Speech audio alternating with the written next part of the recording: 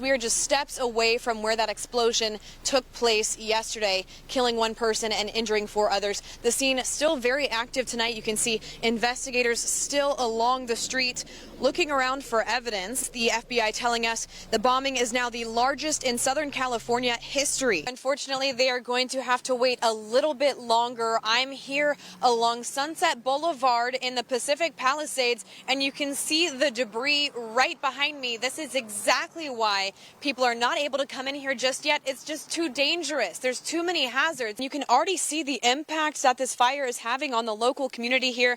Just a blanket of smoke has moved in within the last couple of hours. This area was completely roped off, only accessible to first responders, the FBI, the fire department, and the police department. But as you mentioned, Police Chief Andy Mills did give me an exclusive tour this morning. Take a look. We're seeing the first look at some of the shrapnel, concrete, rebar, insulation that is just stacked up on the floor. To put it into perspective, where we're standing right now, that ridge is about 2 miles away, maybe a little bit less than 2 miles away. So a dangerous fire, a rapidly growing fire, and a fire that's likely going to continue to grow over the next several days. We're going to continue to keep an eye on it. By the way, we do have evacuation orders, warnings, as well as shelters that you can go to if you need to up on our website. Along PCH, you can probably hear one of the fire engines is driving by us right now, but if you take a look over my shoulder here, everything is completely gone. This area was just absolutely wiped out. I mean, this used to be buildings, homes. Standing here, you couldn't see the water because these buildings were in the way, but now you can see all the way along the coastline. The whole side of the building, dilapidated, collapsed. Debris has just been strewn all across the parking lot. I want to show you something too. Take a look at this over here. That right there is the front of the car. This is the front lobby. This is the entrance to the front lobby. If you come in here, you can see the entire floor is just absolutely caked in mud. I've learned as of this morning that they are not going to be getting entrance into this area anytime soon, and that's because of the dangers that are posed with the disaster zone. I mean, you can look over my shoulder and see there's just metal hanging off of this building. There's a ton of debris everywhere, and this is supposed to be a sidewalk. I mean, imagine walking your family down this sidewalk. It's just not going to happen safely. The Denny's that was right across the street, all of its main windows were blown out. This is the front door. You can see workers just showed up, and they're now starting to pick up the glass and the pieces that were all blasted out from the explosion. I've been here throughout the afternoon. They were not wanting to interview with us today, but they do say they're going to be working all throughout the night to try to get this business back open for tomorrow morning. We're along Indian Canyon Drive. This is where American Reproductive Centers used to be. Of course, the hopes and dreams for a lot of people wanting to start a family inside those 4 walls. But take a look at this. Simply across the street, literally a stone's throw away from that clinic, is going to be the new home of American Reproductive's clinic. I just mapped it from our news station in Thousand Palms to my exact location. This should be about a 17-minute drive. Right now it's 48 minutes. Do you see that yellow tape over there?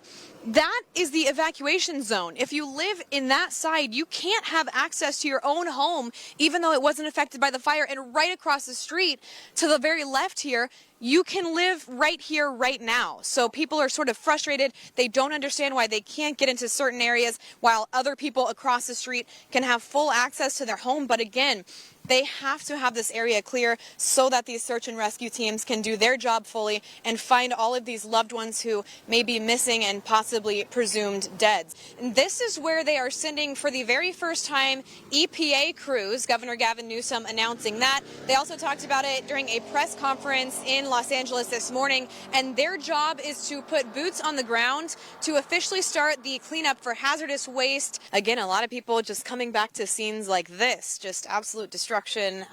This was once a lemon tree. You can see some of the lemons survived. Most of the tree did not. The rest of this driveway, you can see people maybe hoping that their car survived. This might have been a Tesla, it looks like, but it's just completely melted. This is a staging area. A ton of different people from the utility company communities, different firefighters from all over the country. We just ran into that force of firefighters that came up from Mexico. So very busy area, a lot of vehicles coming in and out. I'm here in downtown Altadena along Lake Avenue. This is really the busiest street in this area. And as you can see right behind me, this was one of the burger restaurants here that burned. I will say the air quality here definitely a little bit better than it was a couple of days ago. You do smell some smoke in the air. That is a metal beam, probably a couple hundred, maybe even 1,000 pounds, sitting on top of a piece of burnt wood. I mean, imagine if you're walking under that and it just collapsed. It's just too dangerous for people to return, not to mention some of this toxic air. We've been very lucky to not have very much winds today, but when it was windy, we did have to put our masks on. So again, a ton of reasons as to why they're not letting people in. We know a lot of evacuees in the Coachella Valley and all over the county are very upset to hear this, but understand people are working very hard to get this cleaned up as quickly as possible so that you can come back home as soon as possible. And we are, of course, going to continue tracking that from the ground. I want to leave you with something really special. Take a look at this sign that went up. It says, "Altadena strong, we will rebuild."